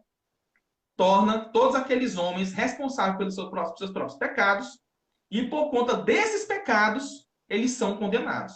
Então, veja bem, não existe criação de uma pessoa inocente para ser condenada, né? Agora, vendo por esse aspecto, fazendo um reductio ad absurdum, né? Ou seja, levando o argumento às últimas consequências, você pode aí alguém objetar o seguinte: mas Deus já sabia que ia ter a queda e que essas pessoas iam ser condenadas, mesmo assim eles criou, né? Ou seja, trouxe elas à existência no tempo. Esse argumento ele é um argumento que ele não é um problema só nosso, ele é um problema de qualquer doutrina, porque em qualquer doutrina Deus já sabia quem seria aqueles que seriam condenados lá no fim, e mesmo assim ele trouxe todas essas pessoas à existência. Ele já sabia que mesmo aqueles que ele daria chance de serem convertidas, elas negariam e por isso seriam condenadas, que é o caso que acontece no arminianismo, né? A pessoa ela é condenada por negar Jesus, ela não nasce condenada. Então é um negócio interessante isso daí. Ela não nasce definitivamente condenada, ela é condenada quando ela nega, né? Já o calvinista não, a pessoa já nasce condenada. Ela nasce condenada por quê? Por causa do pecado adâmico. Ela nasce condenada por causa do pecado adâmico. Portanto, ela herda a culpa de Adão. Isso aí é algo que é interessante também. Mas por causa dessa culpa de Adão, ela vai também pecando mais e mais, e ela amontoa sobre si deméritos que vão fazer com que elas sejam condenadas justamente. Certo? Posição supralapsariana. No infralapsarianismo, nós removemos esse problema dessa reprovação antes da queda. Então, Deus primeiro cria, depois ele permite a queda, permite a entrada do pecado do homem, no homem, né, na terra, ele permite esse pecado. E aí, todos os homens agora já estão condenados. Então, Deus, se ele trouxesse a existência todo mundo, todos já iriam para o inferno. Por culpa dele? Não. Por culpa do pecado adâmico. Deus não foi a causa eficiente do pecado adâmico, porque ele simplesmente decidiu não impedir o pecado de Adão. Certo? Então essas pessoas, elas já nascem condenadas. Elas já vão ser condenadas de qualquer forma. E a eleição, ela é, como já tinha falado antes, o mecanismo pelo qual Deus impede que a humanidade inteira vá para o inferno. Então Deus criou pessoas para ir para o inferno? Não, pelo contrário, né? Pelo contrário, ele criou pessoas ordenadas para si. Né? Mas na medida que ele decide não impedir a queda de Adão, todas essas pessoas livremente se lançam no inferno. Se ele traz essas pessoas à existência, e aí você diz assim, ah, mas Deus não deu nenhuma chance para elas, né? Nós não achamos que isso seja injusto, porque essas pessoas elas se condenaram livremente. E Deus não tem uma obrigação de dar qualquer pessoa, qualquer graça a essas pessoas, né, para facilitar que elas sejam salvas e tudo mais. Apesar de que a gente acredite que elas recebam sim uma determinada porção da graça e que elas rejeitem pelo seu próprio coração. Só que isso já é um outro aspecto. Né? Existe sim no calvinismo graças resistíveis, né? Que são chamadas graças suficientes. Elas são moções falíveis. Né? Existem uma infinidade de extra, né? Ou seja, elas não são ab intra, elas não vão realmente no fulcro da alma humana e fazem dá aquela quebrada lá e coloca o cano no lugar para passar água direito, entendeu? Ele não reajusta o homem realmente, né? Mas ela é uma graça real, tem poder salvador, mas o homem, dada a dureza do seu coração, ele vai rejeitar. Né? Mas isso daí, se tiver alguma pergunta dessa daí, eu posso aprofundar nesse aspecto também. Entendeu? Que torna o homem mais culpado ainda. Né? Mas a pergunta, né, que foi se Deus traz pessoas ao mundo somente para serem condenadas, essa pergunta ela não faz sentido dentro do calvinismo, principalmente dentro da sua vertente majoritária e oficial, por assim dizer, que é a infralapsariana. Muito bom, muito Ou seja, bom. a reprovação é sempre por previsão de deméritos. Agora, a eleição ela é sem previsão de méritos. Os méritos para serem salvos são adquiridos por causa da eleição, ou seja, eleitos para a santificação. Já a reprovação não, a reprovação é tendo em vista o demérito do homem na queda. Ou seja, ela não é incondicional nesse sentido. A reprovação é condicional. O que é incondicional é a eleição. Por isso que tem lá escrito lá, eleição incondicional, nos 5 pontos. Não tem dizendo reprovação incondicional. Né? E aí o que acontece? Nós afirmamos assim, ó, nós somos eleitos incondicionalmente. Aí o arminiano vai entender o quê? Ah, vocês são reprovados incondicionalmente. Pô, mas eu falei foi outra coisa. Eu não falei reprovado incondicionalmente, eu falei eleito incondicionalmente. Né? A reprovação é dada por uma condição, ou seja, a queda e o pecado humano. Muito bom mesmo. Próxima pergunta. Faltam só 4 perguntas. Sétima pergunta. Calvino defendeu que Deus era autor do pecado? Mas de forma alguma. Isso aí está totalmente fora de cogitação. Né? Isso é dado uma má interpretação e uma falta de conhecimento dos nossos próprios adversários a respeito da teologia escolástica e a respeito da doutrina da providência como defendido por Calvino. Eu vou ler aqui uma citação de Calvino, só uma, porque eu posso deixar um link depois aí. Existe no meu livro aqui, eu acho que tem talvez é quase isso aqui, ó. Só de Calvino negando Deus autor do pecado. Mas eu vou ler uma que eu gosto bastante dela, que diz o seguinte: mas que Deus a ninguém tenta, abre aspas, mas que Deus a ninguém tenta, ele prova com isto, porque ele não é tentado pelos males, pois é o diabo que nos atrai ao pecado. E por esta razão, porque ele arde totalmente com o desejo, que o demente desejo de pecar, Deus, porém, não deseja o que é mal. Portanto, ele não é autor do pecado que nos é feito. João Calvino, série de comentários bíblicos, né, lá quando ele comenta a carta de Tiago. Não é lá naquela parte lá onde está escrito lá, né? Que Deus não é tentado pelos males, né? Que Deus a ninguém tenta, né? Todo mundo conhece essa passagem, né? E Calvino se utiliza disso daí. Tem uma série de passagens, né? De Calvino dizendo, chamando, por exemplo, de sem vergonhas, ele tinha um linguajar forte, como o pessoal daquela época. O Lutero era pior que ele, né? Ele tinha um linguajar forte, chamando de sem vergonhas, de pessoas sem escrúpulo, né? Aquelas que acusavam ele de defender que Deus era autor do pecado. Né? Calvino, em diversas ocasiões, ele afirma que o homem é autor do seu próprio pecado. Agora, o Sínodo de Dort, ele diz o seguinte, que afirmar que Deus é autor do pecado é blasfêmia. Então, confessionalmente, oficialmente, dizer que Deus é autor do pecado é uma blasfêmia dentro do calvinismo. No entanto, essa é a acusação preferida dos nossos adversários, né? Se eles lessem os nossos documentos, eles iriam ver que afirmar tal coisa é uma blasfêmia para nós. A segunda confissão helvética, ela vai mais longe, né? Ela vai dizer o seguinte, na seção 9, ele vai dizer o seguinte, ó, heresias. Ele vai definir o que é uma heresia, né? Dentro da seção de Teodiceia. Nessa questão, condenamos os maniqueus, os quais afirmam que o início do mal para o homem bom não foi de seu livre-arbítrio. Olha só, é condenada essa posição. Dizer que o início do pecado, que o pecado de Adão não foi pelo seu próprio livre-arbítrio, é uma heresia dentro do calvinismo. Está aqui no documento aqui, segunda confissão helvética. Né? Um dos documentos oficiais dentro do calvinismo. Então, quando você diz, não, Adão não tinha livre-arbítrio, não. Heresia. E o que mais você vê na internet é a gente falando isso daí.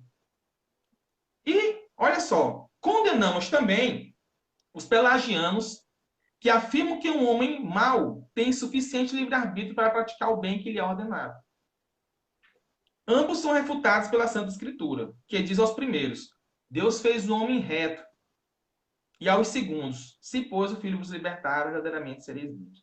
Você pode ir na seção 9 lá, e você vai ver que dizer que a autoria do pecado veio de Deus é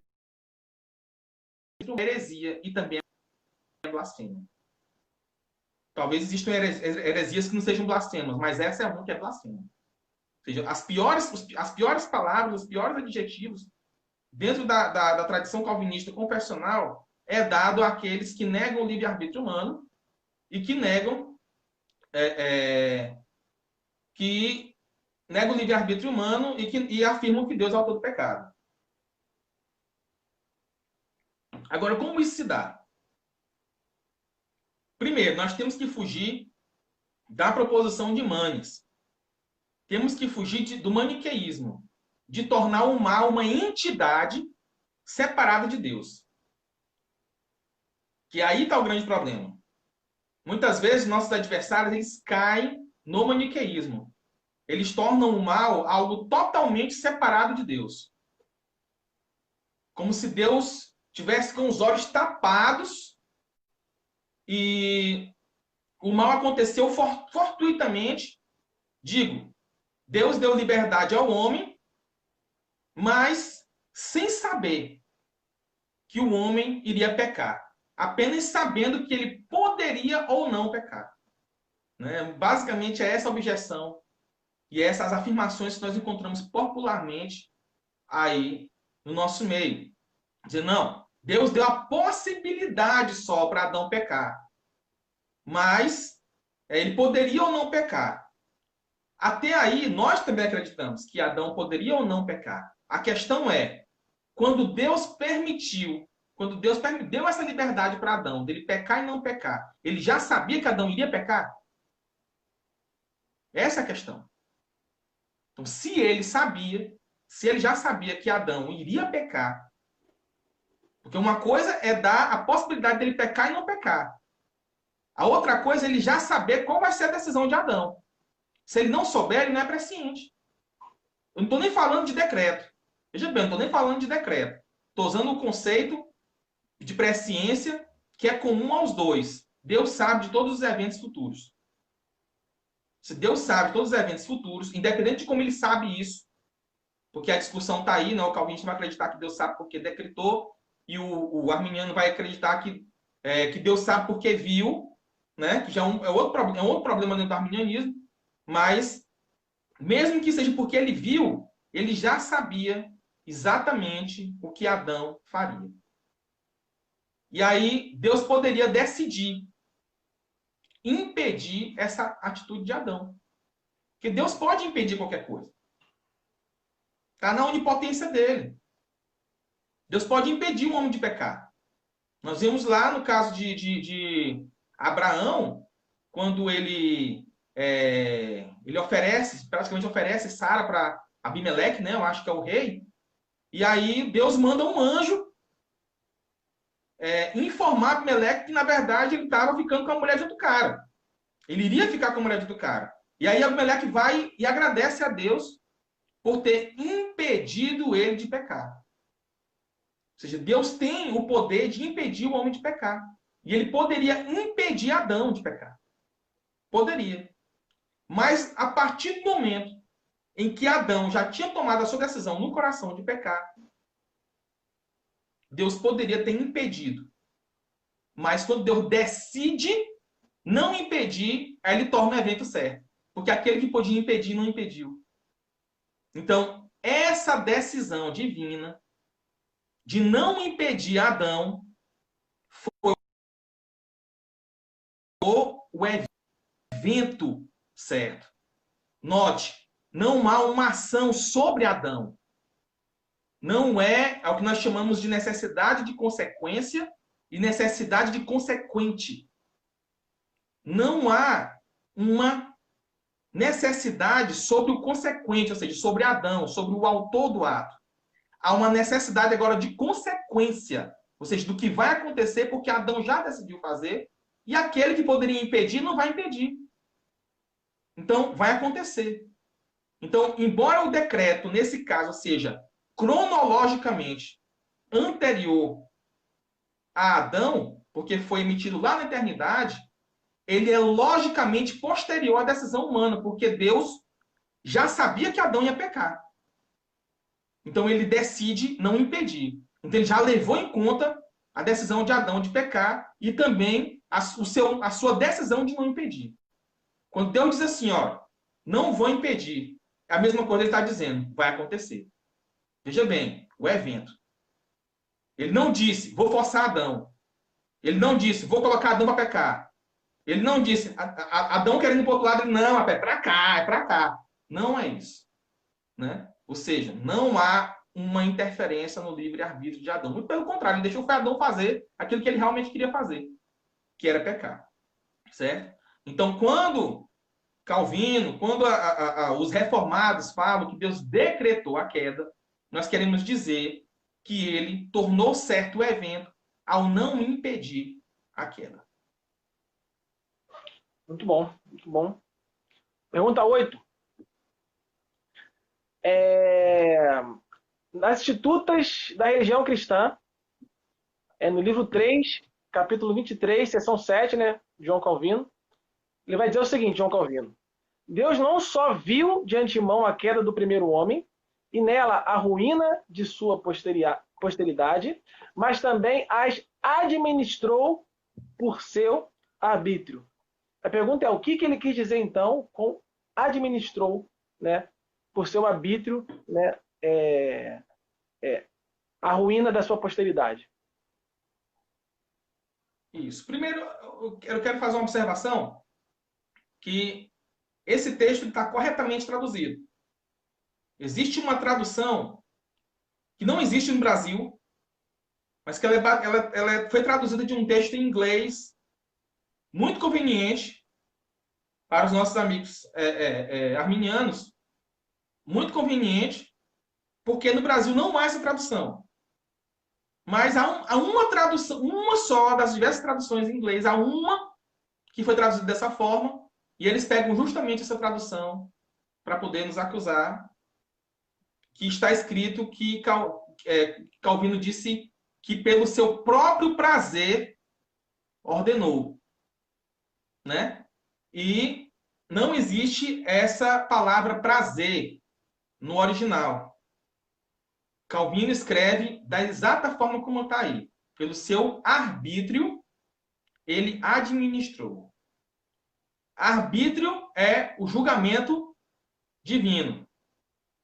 Administração significa dizer que a permissão não foi ociosa, ou seja, que Deus estava no controle o tempo todo. Ele poderia impedir a qualquer momento. Aquilo não aconteceu como se Deus estivesse com os olhos tapados. Deus viu e não só viu, ele estava no controle, na administração do evento. Veja, isso não quer dizer que Deus forçou, né? E aí vem a palavra ordenou. Não pecar. Isso daí também é fruto da falta de conhecimento que nós temos da própria teologia medieval. Na teologia medieval, providência divina, ainda mais na ala que Calvino mais defendia, que era uma ala mais agostiniana, tomista, ordenar significa colocar as coisas em ordem. Significa o quê? É o contrário de desordem. É o contrário de randômico. É o contrário de aleatório. Quem acredita que as coisas acontecem de forma aleatórias no mundo? São os ateus. São os ateus que dizem que acidentes produzem coisas boas, que existem coisas aleatórias no mundo, né? Aquele que é cristão, ele vai crer que todas as coisas que acontecem, elas acontecem ou por uma vontade ativa divina, ou por uma permissão divina. Ele não vai acreditar que existem coisas que acontecem independentes de Deus no mundo. Então, quando fala, olha só, a palavra providência significa exatamente isso. Ordenar todas as coisas a um determinado fim, né? Então, Deus ordenou Adão a fazer, não no sentido de que Deus preceituou Adão a fazer, ou seja, deu uma ordem legal, tipo, peque, vá lá e peque. A ordem legal de Deus não era essa. A ordem legal de Deus era que Adão não comesse do fruto. Agora, ele ordena Adão a fazer, no sentido de que isso não aconteceu de forma fortuita, por acaso, mas de forma agora ordenada, de forma organizada. Né? Porque Deus, como já falamos, muito antes já tinha decidido que não impediria o pecado de Adão. Certo? Então, isso acontece de forma ordenada. Então, a própria dificuldade de interpretar Calvino, de não saber a diferença entre um concurso geral, entre um concurso particular, que Calvino chamava de providência geral, de ordenança especial, né? Você não vê, em hora alguma, ninguém abordar essa abordagem de Calvino, que eu fui encontrar numa obra chamada Contra Libertinos, que ela não existe em português, ela só existe em francês, né?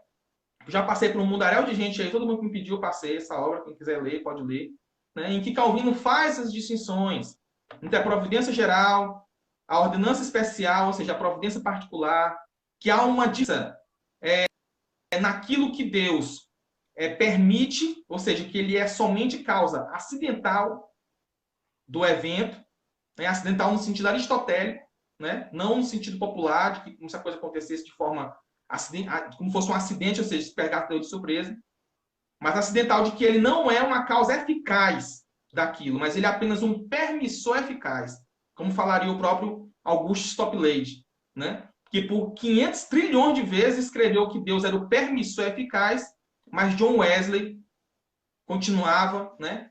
Sempre, era continuamente dizendo que nós calvinistas, em particular Toplady, defendia que Deus era todo pecado, enquanto ele dizia exatamente o contrário, né? Quem puder acompanhar o debate aí de John Wesley e Toplady, você vai ver que há uma insistência de John Wesley a tornar o Deus que Calvino e os calvinistas defendiam como se fosse o próprio diabo, quando nós estávamos afirmando, e o debatedor dele, direto, estava afirmando justamente o contrário. Aí quem não está acompanhando o debate, o que ele faz? Ele lê só John Wesley e vai dizer, tá vendo, pô, Deus calvinista é o diabo mesmo e tal, não sei o quê, né? Mas não sabe que os oponentes afirmaram justamente o contrário. Deus é o permissor eficaz e não o causador eficaz, ele não é um inclinador daquela ação pecaminosa. Né? Então, existe o concurso geral, a providência geral, que é quando Deus apenas deixa a criatura manifestar a sua própria natureza e inclinação. E existe o concurso particular, que é quando Deus age na natureza desse homem, de forma que agora ele vai mudar o seu curso natural, como se ele seguisse a sua natureza antiga, e ele vai ser inclinado para outro lado. Esse concurso particular, ele só existe para evitar o pecado, só existe para evitar o mal, nunca para levar o homem a pecar. Até mesmo porque o homem já é caído, né? Ele já é totalmente depravado. Então, não teria necessidade de Deus colocar pecado no homem. Né? Sendo o caso de Adão, um caso à parte, que eu também explico aqui no livro. Né? E tem um artigo meu também que foi publicado na revista da Faculdade Presbiteriana de Curitiba, né? Onde são 33 páginas, onde eu explico exatamente como que Adão cai, mesmo sem ser depravado, segundo a visão calvinista. Bom, Maílson Marinho vai dizer: calvinismo explicado é o resgate do calvinismo clássico e o inimigo mortal dos espantalhos que são criados contra todas as linhas teológicas. Honestidade, incluindo os adversários, é um dos pontos altos do livro. Mais uma vez no final, você fala mais uma vez do livro aí que muita gente entrou depois, aí no final a gente termina você falando mais um pouquinho sobre ele, tá bom? Okay. Nona pergunta, vamos lá. Por que Jesus chorou e se indignou diante da incredulidade de Jerusalém, se ele mesmo decretou que eles infalivelmente o rejeitariam? Isso. No livro também é feita uma exegese desse texto, onde eu mostro que há um problema de interpretação quando se fala Jerusalém, Jerusalém, que matam os seus profetas. Né? A escritura, é só você ler o texto, você vai ver que Jesus chora pelos filhos de Jerusalém. Ele faz uma distinção entre os filhos de Jerusalém e aquela que seria Jerusalém. Quem seria Jerusalém? Jerusalém seria aquela que mata os profetas. No texto sinótico, paralelo ali, né, que é tanto em Lucas como em Mateus é tratado, você vai ver que Jesus, no mesmo contexto, na mesma fala, né, na mesma situação, ele é ameaçado de morte por Herodes. Os fariseus dizem para ele que Herodes vai matar ele. E aí Jesus fala que Herodes é uma raposa e tal, né, aquilo todo, que já tinha matado João Batista. Por isso que é Jerusalém que mata os profetas. Já tinha matado João Batista. Já ia matar Jesus Cristo, que também se apresenta como profeta. Né? E aí depois Jesus Cristo passa o capítulo inteiro batendo nos fariseus. Por quê? Porque Jesus fala: foram os pais de vocês e foram pessoas como vocês que mataram os profetas lá no passado. Então Jesus define o que ele quer dizer com Jerusalém ali. São os fariseus, os homens maus, religiosos, maus, que Jesus também fala que são os filhos do diabo. Jesus também diz que eles são cegos que guiam cegos e que estão levando pessoas para o inferno. Então, Jesus está falando não dos cegos, mas dos cegos que estão sendo guiados por eles. Jesus chora por essas pessoas que estão sendo guiadas por Jerusalém. Porque até então é Jerusalém que seria os governantes, que seria os fariseus, que estão impedindo os filhos de Jerusalém de ouvir a verdadeira mensagem. Né? Jesus chora não só por esse povo, né, que estaria se perdendo por não ouvir a verdadeira mensagem, como chora também por todos os profetas que foram assassinados. Né? Lembrando que João Batista era primo de Jesus. Né? E ele se refere a Jerusalém na pessoa do próprio Herodes, né? Que isso era uma coisa muito comum também na época, o homem ser a própria cidade. Né? Eu sou o Estado, né? São homens que eram o próprio representante da cidade, era chamado pela própria cidade. Né? que que esses homens eram maus e assassinaram aqueles que eram verdadeiros homens de Deus. E aí você também vai voltar no tempo e você vai ver que sempre existiu os homens religiosos maus e sempre o povo judeu foi oprimido por homens do Estado. E aí você vai também observar que Deus sempre preservou aqueles homens que são seus. Paulo até fala, cita aquele exemplo lá dos profetas, dos 7.000 homens, né, dos homens que não se curvaram, né, diante de Baal e tudo mais. Né? Paulo vai falar sobre isso daí. Mas, enfim, um detalhe importante a ser adicionado é que Jesus chora pelos filhos de Jerusalém que estavam sendo guiados por cegos, por homens cegos. Isso aí é de chorar, realmente. Mas que cerca de dois meses depois ali, que foi a morte, ali já estava pertinho da morte de Jesus Cristo já. Jesus Cristo morre, ele ressuscita. Depois de uns 40 dias, tem o Pentecoste. O que acontece no Pentecoste? 3.000 pessoas em Jerusalém são convertidas. Aí depois você tem mais um tantão sendo convertidas. Aí depois você tem vira um looping. Vira um looping. Primeiro 3.000, depois 5.000, e depois não sei quantos mil. E aí várias pessoas vão sendo convertidas em Jerusalém. Judeus, que eram filhos lá daqueles homens que estavam sendo guiados, que eram cegos e estavam guiando os outros cegos. Né? Então, você pega o contexto total da Escritura, você vê que Jesus chora pelos filhos, mas que aqueles homens, eles não se perderam. Isso é importante lembrar. Eles não se perderam. Quem se perde? Aqueles que ele já dizia que era filho do diabo.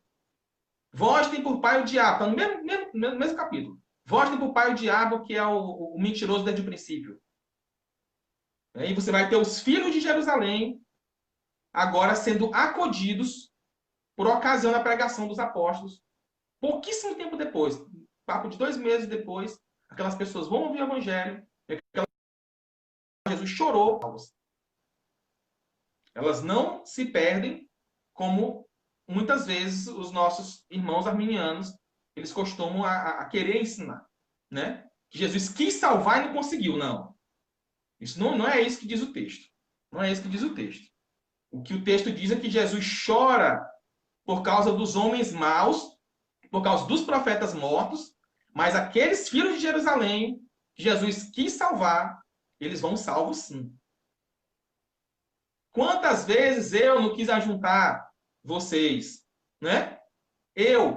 A pessoa de Jesus. Quantas vezes o próprio Cristo, a própria pessoa de Cristo, não quis pregar a esses homens e esses homens maus não deixaram? Né? É isso que Jesus fala. Quantas vezes a pessoa de Jesus ali na terra, terrena, a pessoa terrena, porque dentro dessa explicação toda que eu dei, ainda podem dizer o seguinte: não, mas o texto diz quantas vezes eu quis ajuntar vocês, mas eu não consegui, né? E aí o que é a leitura natural? Assim como Paulo diz assim, ó, não digo, não falo, não disse Jesus Cristo, mas disse eu, mas estou dizendo eu, né? Quando ele fala que é a questão do casamento, né? Não tem aquela passagem lá, né? Que lá do casamento e tal, Paulo fala assim, ó, não, isso não disse Jesus Cristo, mas disse eu, né? Ou seja, Paulo não estava dizendo que aquilo sai da cabeça dele, né? Ele está dizendo que aquele ensinamento está sendo trazido à tona agora, que Jesus Cristo, quando era vivo, não falou isso. Não falou isso. Da mesma forma, Jesus Cristo também fala, eu aqui na terra, várias vezes quis pregar a vocês, mas aqueles homens de Jerusalém nunca deixaram. Então, Jesus dá um choro ali de tristeza e de raiva por causa disso daí, mas, por ocasião da morte, ressurreição e Pentecostes, todas aquelas pessoas que ele quis ajuntar, foram ajuntadas sim. Então, elas não se perderam, definitivamente não se perderam. Não houve uma falha do plano divino com relação à salvação daqueles que eles queriam salvar, que Deus queria salvar. Muito bom, vamos agora para a nossa última pergunta, que é a seguinte. Onde a questão da expiação, né? Onde a Bíblia indica que Jesus deixou de morrer por alguém? Eu acredito que existem uma diversidade de textos, né? Mas que eles são são interpretadas de forma dúbia, né? Uns vão dizer uma coisa, outros vão dizer outra.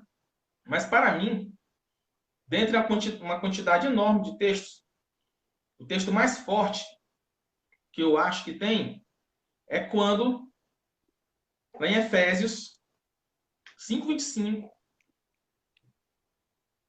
está escrito assim: Maridos, cada um de vós amai a vossa esposa, assim como Cristo amou a sua igreja e sacrificou-se por ela.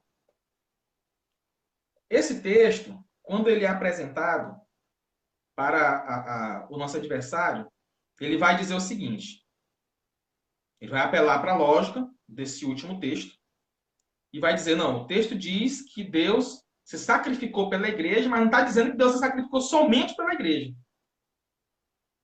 Né? E realmente, se você pegar só a última parte do texto, nós vamos entender, pode ser entendido isso aí. Por exemplo, Jesus morreu pelas ovelhas. Beleza, mas ele morreu somente pelas ovelhas? Né? Se Jesus morreu por todos, obviamente, vai estar incluído também a igreja e vai estar incluído também as ovelhas. Né? Essa é a objeção comum que nós recebemos. Mas o texto, ele traz o seguinte: maridos, cada um de vós amai a vossa esposa. Assim como Cristo amou a sua igreja e sacrificou por ela. Né? E aí, depois, lá no 28, ele vai dizer o seguinte: sendo assim, o marido deve amar sua esposa como ama seu próprio corpo. A igreja é o corpo de Cristo. Está lembrando? Quem ama sua esposa, ama a si mesmo. De forma que, no texto, é só ir continuando a leitura natural do texto, que você vai ver que há uma relação entre você se entregar pela sua esposa, assim como Cristo se entregou pela igreja. Se já a pessoa, você usa a mesma lógica, dizer Cristo morreu por todos e está incluso sua igreja, mulheres, aí está incluso minha esposa também, como se eu tivesse que morrer por todas as esposas e também a minha. Você entendeu? Entendi. Você vê que é só aplicar do mesmo texto ali, ó, você aplica a mesma lógica em um, aplica a mesma lógica em outro. Você vai ver que se Cristo morre por outro que não é a sua igreja, né, ele se tornaria uma adúltera. Né? Assim como eu não tenho obrigação nenhuma de entregar a minha vida pela esposa alheia. Quem tem obrigação de entregar a esposa alheia tem o marido dela lá que vai se entregar por ela. Eu posso me entregar ocasionalmente? Talvez, entendeu? Mas não é isso que o texto está dizendo. O texto ele puxa para nós essa questão. Ó. Deus é o cabeça de Cristo. O próprio texto vai trazer essa sequência hierárquica. Deus é o cabeça de Cristo. Cristo é o cabeça da igreja. Assim como o homem é o cabeça da mulher. O homem é o cabeça de qual mulher? De todas as mulheres? Não. Só da mulher dele. Ele não é o cabeça de todas as mulheres. O homem é cabeça só da mulher dele. Pô. Ele é chefe da casa dele. Ele não é chefe da casa dos outros. Então, da mesma forma, você vai ver, puxa a hierarquia. No mesmo texto, puxa a hierarquia. Deus é cabeça de Cristo. Deus é cabeça de... Existem vários Cristos? Não. É Cristo é cabeça da igreja, que é a esposa. Aí o texto vai dizer o quê? Que assim como Cristo morreu pela sua igreja, você, marido, deve morrer por sua esposa. Quem é a noiva de Cristo? É a igreja. Então, para mim, o texto é claríssimo, claríssimo, que Deus, Jesus, no caso, morreu pela sua igreja. Assim como eu devo morrer pela a minha esposa. Não se aplica a lógica de que eu devo morrer por todas as pessoas e que minha esposa é somente mais uma no meio desse termo aí. Eu faltar esse amor especial que você deve ter por aquela que mora junto com você, por aquela que é um com você. Eu sou um somente com uma, eu não sou um com várias. Não há espaço para poligamia aí, né? Aí você vê Jesus falando, né? Aí olha só, vai rastreando, vai rastreando. Lá aquele texto lá, em que Jesus diz que é um com vocês, assim como eu sou um com o Pai. Olha só, Deus é cabeça de Cristo, Cristo é cabeça da igreja. Cristo, né? Se tornando um com a igreja. Se torna um com a igreja. O marido se torna um com a mulher. Entende? Então é só ir rastreando. Aí você chega lá no julgamento, Jesus olha para os bodes e vai dizer: olha, eu nunca conheci vocês. Aí você vê que o marido conheceu a mulher e Cristo conheceu a igreja. Eles se tornaram um. Né? E aí ele diz o seguinte, ó, como tu morreu pela tua mulher, eu vou morrer pela minha igreja. É fechadinho, é redondinho. Se você sair daí, você quebra a corrente inteira. Como se não houvesse nenhum relacionamento especial entre Cristo e a igreja, e como se a nossa esposa fosse qualquer um. Né? Mas não, ela é alguém definido. Né? Ela não é separada. Né? Dentro desses textos, você pode encontrar vários outros textos dessa mesma natureza. Né? Então, eu acredito que esse texto é um texto muito forte, em que delimita ali que Cristo morre somente pela igreja. Ele não morre por todas as pessoas. Embora o sacrifício de expiação possa ser suficiente para salvar todos, né? Mas é eficiente sobre a igreja. Amém. Fechamos aí esse nosso bate-papo aí. Creio que a gente alcançou nosso objetivo aí de explicar bem aí, tirar as dúvidas, né? Responder algumas objeções ao calvinismo, tá? Quero convidar vocês que estão presentes hoje para estarem presentes também na semana que vem, onde eu vou trazer agora o opositor da ideia do calvinismo, né? Um arminiano que vai defender aí as ideias dele também, né? Com também mais 10 perguntas, enfim, né? Também convido vocês que estão a estarem participando conosco, né, para vocês poderem ter o contraponto também. Né? Quero agradecer a presença de todo mundo, agradecer a sua presença, o Francisco.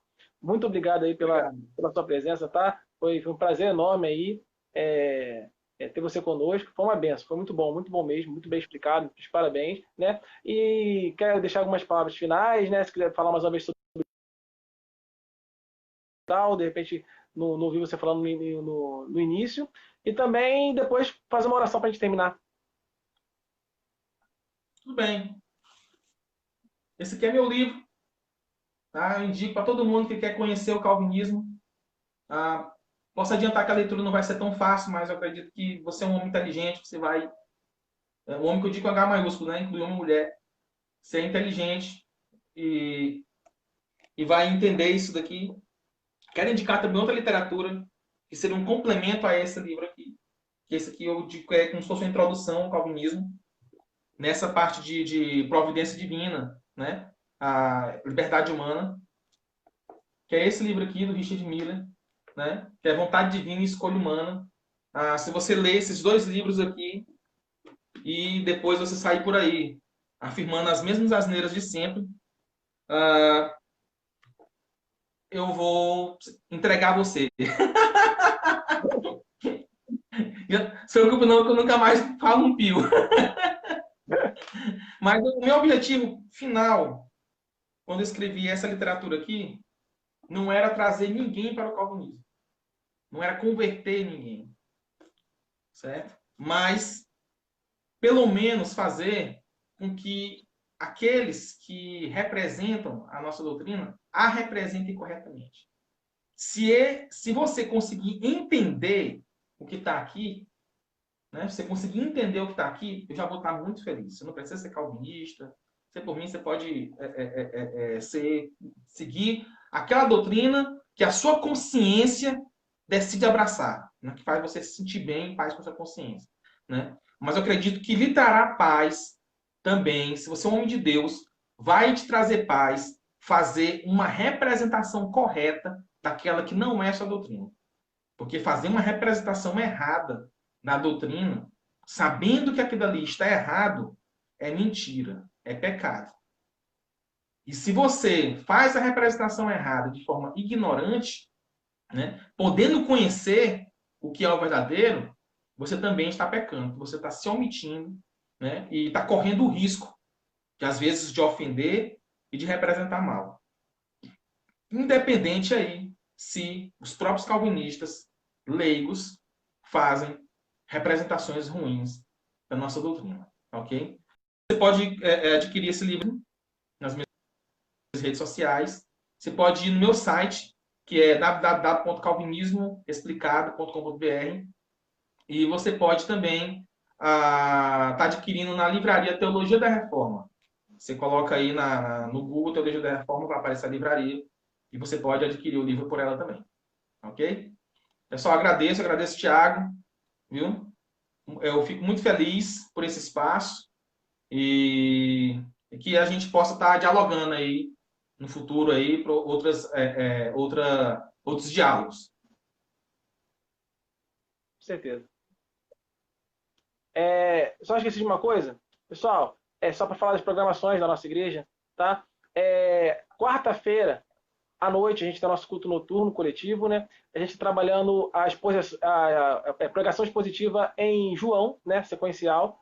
A gente está em João 1 ainda. Então, vá lá, participe, né, do nosso culto coletivo. Domingo, a gente está tendo uma série expositiva, né, das parábolas de Jesus, né? Segunda a sexta, temos o nosso Café com Fé, que é uma live diária, que acontece às 4 horas, tá bom? Quinta-feira eu dirijo e estou falando sobre a vida intelectual do cristão. Terça-feira tem o nosso Café com Fé. No Café com Fé é dirigido, que é hoje no caso, né? Foi hoje. E é dirigido pela nossa irmã Iris, né? É o Desperta Débora, tá? E também costuma ter as lives toda segunda-feira, né? Nessa semana foi terça, com algum convidado para a gente bater algum papo sobre algum assunto relevante aí para nossa vida, tá bom? Então, basicamente essas as nossas atividades. Vou pedir para o nosso convidado fazer uma oração final para a gente encerrar. Pode ser? Pode sim. Senhor, meu Deus, meu Pai eterno, graças eu te dou, meu Deus, por mais esse dia. Graças eu te dou, meu Deus, pela vida. Graças eu te dou, meu Deus, porque tu tem dado a nós a oportunidade de aprender mais de ti, meu Senhor. Em nome de Jesus, venho te pedir a tua bênção, meu Pai, sobre a vida do irmão Tiago, sobre a sua igreja, Igreja Batista em Duque de Caxias. Em nome de Jesus, meu Deus, que o Senhor possa estar repreendendo toda obra do maligno, meu Deus, sobre essa igreja, toda obra do maligno sobre a vida do Tiago, e que o Senhor possa também estar abençoando cada espectador, cada pessoa que assistiu essa live, que o Senhor possa estar agindo nas suas mentes e corações para que eles possam ter entendido aquilo que foi falado aqui. Meu Senhor, abençoe o dia de amanhã, não deixe, meu Pai, todo mundo maledicente, e que o Senhor possa, meu Deus, estar nos guardando dia após dia. Tudo isso eu te peço, meu Deus, não por merecimento, mas pela tua misericórdia, meu Deus, que nos guarda dia após dia, nos preserva dia após dia. Amém. Amém. Mais uma vez, obrigado, Tourinho. Obrigado a todos vocês que estiveram presentes aí. Espero que tenha sido abençoador, assim como foi para mim. Uma bênção à sua vida. Que Deus abençoe sua vida. Abençoe todos vocês aí. E até a próxima, pessoal. Então, tchau, tchau. Fique com Deus.